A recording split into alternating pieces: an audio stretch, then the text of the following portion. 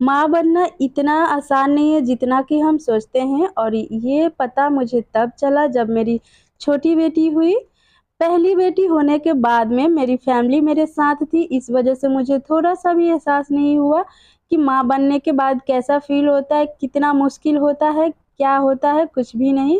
क्योंकि उस टाइम मेरी मम्मी सब कुछ करती थी और मैं बस आराम से सोए रहती थी दिन भर, रात भर, और खाते रहती थी, बस मेरा यही 2 काम रहता था। लेकिन मुझे एहसास तब हुआ जब मेरी छोटी बेटी हुई। छोटी बेटी के टाइम में ना तो मेरे ससुराल वाले मेरे साथ थे और ना ही मेरी माँ और मेरे मायके वाले मेरे साथ हैं। तो इस वज़ह से मुझे बहुत ज़्यादा तकलीफ़ हो रहा है अभी। मेरी छोटी बेटी होने के बाद में मेरा मेंटल हेल्थ इतना ज़्यादा ख़राब हो गया है कि मैं क्या ही बताऊँ, और मैं कुछ भी बच्चे को बोलती हूँ समझ नहीं पाते हैं। और ये है मेरी बेटी, ये 2 साल की, इसका नाम है अस्या शर्मा। और मेरी बड़ी बेटी जो है वो है 11 साल की। और इतना लंबा गैप होने के बाद भी मुझे इतना टेंशन लगा रहता है और इतना तकलीफ़ होता है कि क्या बताएँ, और इतना एज होने के बाद भी मुझे ऐसा लगता है कि बच्चे पोसना कितना ज़्यादा मुश्किल है। मैं अपनी दोनों बेटियों को उठा दी हूँ और अभी हो चुका है सुबह का टाइम। दोनों बेटियाँ उठ चुकी है, तो मैं बोली कि पहले मैं बिस्तर लगा लेती हूँ, उसके बाद ही बाकी सारा काम करूँगी। तब तक घर के बाहर से हम लोग पानी लाते हैं, तो उधर पानी आया था, तो मैं बोली अपनी बड़ी बेटी को कि जाओ पहले बाल्टी लगा दो, उधर पानी भराते रहेगा तब तक इधर बिस्तर भी सेट हो जाएगा। क्योंकि पानी भरना हमारे लिए बहुत बड़ा टास्क है। अगर पानी नहीं भरेंगे तो या तो खाना नहीं बनेगा और ना ही पानी पी पाएँगे। तो इस वजह से हम रहते हैं किराया के घर में, और ये है मेरा रेलवे क्वार्टर, और हम अभी रहते हैं बंगाल में। तो यहाँ पे हम लोग रेंट पे रेलवे क्वार्टर लेकर हैं। घर के अंदर तो नल है पर उसमें पानी नहीं आता है। अगर पानी आता भी है तो हफ्ता में 1 बार आता है, और वो भी बहुत गंदा और सड़ा हुआ कीड़ा सहित पानी आता है। तो अंदर से पानी भर नहीं पाते हैं, तो हमें बाहर से ही पानी भरना होता है। और बाहर में पानी भरना इतना ज़्यादा मुश्किल है कि क्या बताएँ।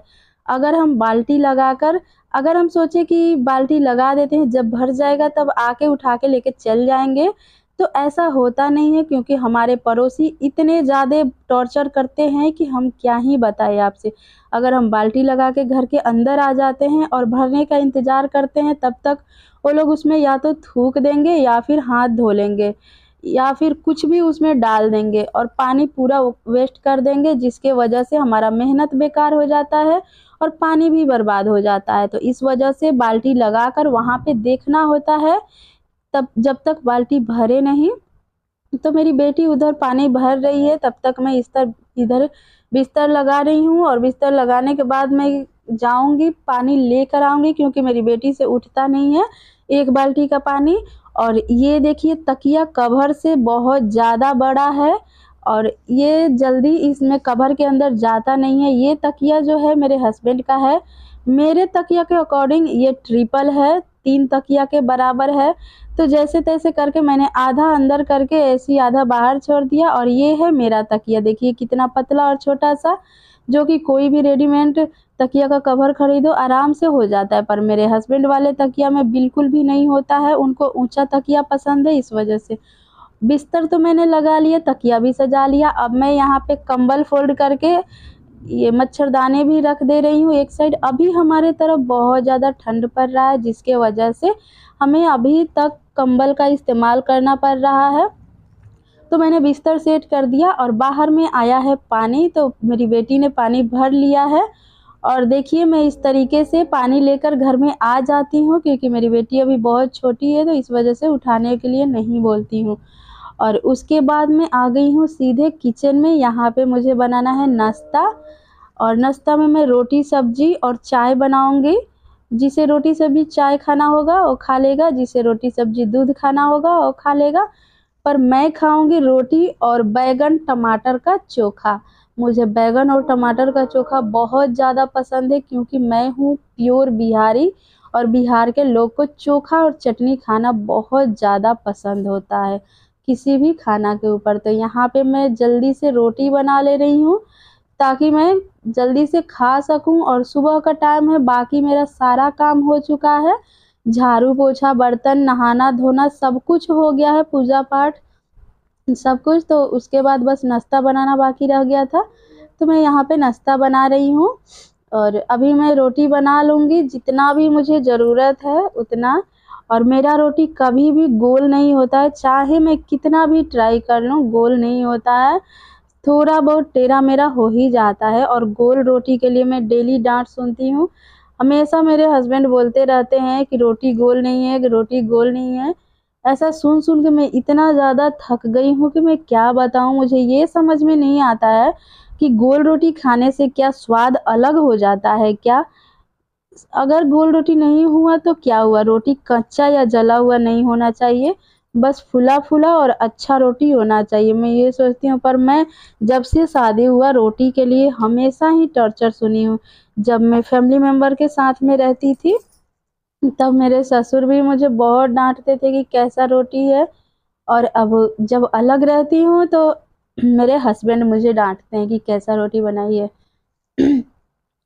अलग मैं इसलिए नहीं रहती हूँ कि मैंने झगड़ा करके अलग हो रखा है, ऐसा कुछ नहीं है। मेरे हस्बैंड का जॉब लग गया है बंगाल में, कलकत्ता में, तो वो इधर जॉब करते हैं। तो इस वजह से मैं, मेरे हस्बैंड और मेरे बच्चे इधर ही शहर में आके शिफ्ट हो गए हैं, क्योंकि शहर में रहना मेरा बहुत बड़ा ड्रीम था। ऐसे तो बचपन से रही थी मैं, और गाँव में शादी हुआ था तो मैं चाहती थी कि मैं इधर ही रहूँ। और देखिए कितना फूला-फूला और कितना सुंदर रोटी है। अब बताइए थोड़ा गोल नहीं हुआ तो क्या ही हो जाएगा, है ना? तो इसके लिए सुनना पड़ता है, किन-किन लोगों को, किन-किन बहनों को सुनना पड़ता है गोल रोटी बनाने के लिए, बताइएगा। जिनके सास-ससुर होंगे जो पहले ज़माने के, जो 70-80 साल के होंगे, 60 साल के, वही लोग ज़्यादा टॉर्चर करते होंगे कि रोटी गोल नहीं है, गोल नहीं है। बाकी आजकल के जो लोग हैं ना, वो इतना टॉर्चर नहीं करते हैं। वो समझ जाते हैं कि बनाकर दे रही है वही काफ़ी है। तो इस वज़ह से आजकल के लोग तो नहीं कुछ बोलते हैं, पर पहले के लोग बहुत बोलते हैं। और देखिए कितना फूला-फूला रोटी बन रहा है। और मेरे हस्बैंड प्राइवेट जॉब करते हैं, यहाँ पे कंपनी में काम करते हैं, ऑफ़िसर इंचार्ज के पोस्ट पर हैं। और इधर ही मैं भी रहती हूँ उनके साथ में रेलवे क्वार्टर में। हमने रेलवे क्वार्टर ले रखा है रेंट पे, और उसी में रहते हैं। और यहाँ पे मैं सिलाई भी करती हूँ। मेरे एरिया में जितने भी लोग हैं सब लोग का मैं कपड़ा सिलाई करती हूँ। घर के बाहर मैंने बोर्ड भी लगा रखा है सिलाई वाला, ताकि नए-नए कस्टमर जुड़ते रहे, और जुड़ते भी हैं। इधर सिलाई करने वाली सिर्फ़ मैं ही हूँ, तो इस वजह से बहुत सारे लोग आते हैं, और घर बैठे अच्छा खासा पैसा भी कमा लेती हूँ, मैं अपना खर्चा चलाने के लिए। तो मुझे हस्बैंड से माँगने का भी ज़रूरत नहीं पड़ता, और बच्चे लोग के लिए भी माँगने का ज़रूरत नहीं पड़ता है। जो घर का बड़ा-बड़ा चीज़ होता है, जैसे महीने भर का राशन लाना, सब्ज़ी लाना, वो सब कुछ हस्बैंड कर देते हैं। घर का रेंट भी वही देते हैं, सब कुछ वही देते हैं। पर जो छोटा-मोटा चीज़ खाने-पीने का होता है, गोलगप्पा, टिकिया, कुछ भी ऐसा चीज़, चाउमीन, मोमो, तो ये सब खाने के लिए मैं अपना पैसा इस्तेमाल करती हूँ। और मुझे लगता है कि जितना का वो राशन लाते हैं, उससे ज़्यादा का मैं ये सब चीज़ खा जाती हूँ, और अपने बच्चियों को भी खिला देती हूँ। ऐसा मुझे लगता है, क्योंकि मेरा सारा पैसा बस खाने-पीने में ही चला जाता है, मैं कुछ कर नहीं पाती हूँ। और अच्छा है, एक लाइफ़ में एक जॉब होना बहुत ज़्यादा ज़रूरी है, चाहे कैसा भी जॉब हो, और बिज़नेस होना तो बहुत ज़्यादा ज़रूरी है। अपना बिज़नेस घर का रहे तो आप जैसे मर्ज़ी वैसे चला सकते हैं। और मेरे हस्बैंड तो बिज़नेस में इंटरेस्ट ही नहीं है, वो बचपन से ही वही सोच के रखे हैं, ज़्यादा मेहनती नहीं है, बस टाइम से ड्यूटी जाओ, टाइम से घर आओ, बस यही उनका काम होता है। तो देखिए यहाँ पे मेरा रोटी बन चुका है, थोड़ा-सा और रोटी है, बस मैं रोटी बना के फट से मैं चोखा बना लूँगी, और चोखा का रेसिपी मैं आज आप सबके साथ शेयर करने वाली हूँ, तो वीडियो में बने रहिएगा। जो हमारा बिहारी स्टाइल चोखा है ना, बहुत टेस्टी और बहुत अच्छा है। तो देखिए यहाँ पे मैंने रोटी बना लिया है, अब मैं यहाँ पे बैंगन ले रही हूँ। और जब मैं बैंगन को कट करी ना, तो बैंगन आधा सड़ गया था, उसमें कीड़े लग गए थे, देखिए। तो मैं सोची कि मेरे पास तो बस 2 ही ठो बैंगन बचे थे, तो एक तो ठीक था, बस एक पूरा सड़ गया था, आधा सड़ गया था। तो मैं सोची कि जो भी सड़ा वाला हिस्सा है वो काट के अलग कर दूँ, बाकी जो अच्छा वाला हिस्सा है उसको मैं बना दूँ, क्योंकि अगर एक बनाऊँगी तो उससे होगा नहीं। तो यहाँ पे मैंने आधा कट कर दिया है। अब मैं एक तरफ रख दूँगी पकने के लिए, और ये टमाटर भी मैं इसमें छेद कर ले रही हूँ, नहीं तो ना फट-फट का आवाज़ आता है और फटने लगता है, और इसका पानी गरम-गरम जब शरीर पे आता है ना तो इतना ज़्यादा जलता है कि क्या ही बताएँ। तो देखिए, मैं टमाटर में भी छेद लगा दी, और उसके बाद टमाटर के अंदर ही और बैंगन के अंदर ही मैं सब डाल के पका लेती हूँ मिर्चा और लहसुन। और ये देखिए कितना बड़ा कीड़ा निकला हुआ था और इतना ज़्यादा सड़ गया था। और हमारे लिए एक-एक चीज़ बहुत ज़्यादा इम्पोर्टेंट है फ्रेंड्स, क्योंकि हम बहुत ज़्यादा पैसे वाले नहीं हैं, बहुत ही गरीब हैं, तो इस वज़ह से हमारे लिए सब चीज़ बहुत ज़्यादा इम्पोर्टेंट है, छोटी-छोटी चीज़ें भी। तो यहाँ पे मैं बैंगन और 2 टमाटर रख दी हूँ, देख सकते हैं। आधा बैंगन रखी हूँ, एक और एक पूरा बैंगन है, और ये बहुत छोटा-छोटा बैंगन है, ज़्यादा बड़ा नहीं है, इधर ऐसा ही मिलता है। तो मुझे तो इतना ज़्यादा पसंद है ना कि हस्बैंड जब भी जाते हैं सब्ज़ी मंडी, तो मैं बोलती हूँ कि बैंगन और टमाटर ज़रूर लाइएगा। तो यहाँ पे बैंगन, टमाटर, मिर्चा और लहसुन सब एक ही साथ में पका ले रही हूँ। बैंगन के अंदर ही मिर्चा और लहसुन है, तो वो साथ में ही पक जाता है, ज़्यादा ये नहीं होता है। तो अभी पक चुका है पूरी अच्छी तरीके से। मैं उसका छिलका निकाल ले रही हूँ, टमाटर का भी और बैंगन का भी। और मिर्चा और लहसुन देखिए सबका मैंने छिलका निकाली है। बैंगन है, ये टमाटर है, ये लहसुन है, और ये एक मिर्चा है, क्योंकि यहाँ का मिर्चा ना बहुत ज़्यादा तीखा होता है, तो मैं ज़्यादा नहीं डालती हूँ, सिर्फ़ एक ही डालती हूँ। और ये भी पूरा नहीं है, थोड़ा-सा मैंने कट करके फेंक दिया है।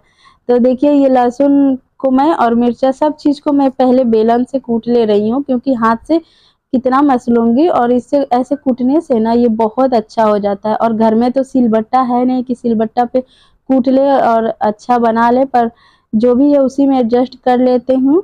तो यहाँ बेलन के हेल्प से मैं टमाटर और बैंगन दोनों को, सब चीज़ को कूट लेती हूँ। हमेशा ऐसे ही मैं बनाती हूँ कूट के। और ये मेरा बिहारी स्टाइल है।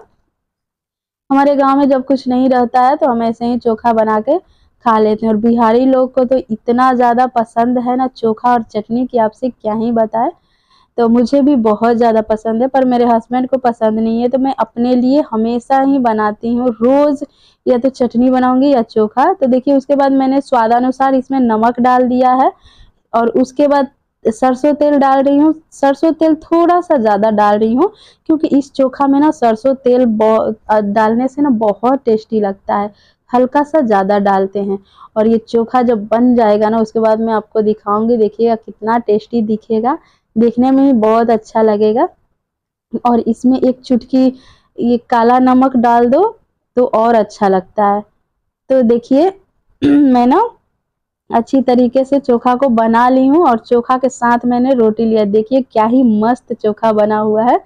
तो अब मैं खा लेती हूँ और उसके बाद मैं बाकी सारा काम करूँगी। बहुत ज़ोर भूख लगा है, तो आपको भी खाना है तो आ जाइए। खाने के बाद में मेरे हस्बैंड ड्यूटी से आ गए थे, तो उनका मैं मालिश कर रही थी। मैं डेली उनका 2 बार मालिश करती हूँ, एक रात में और एक ड्यूटी से आते हैं तब दोपहर में।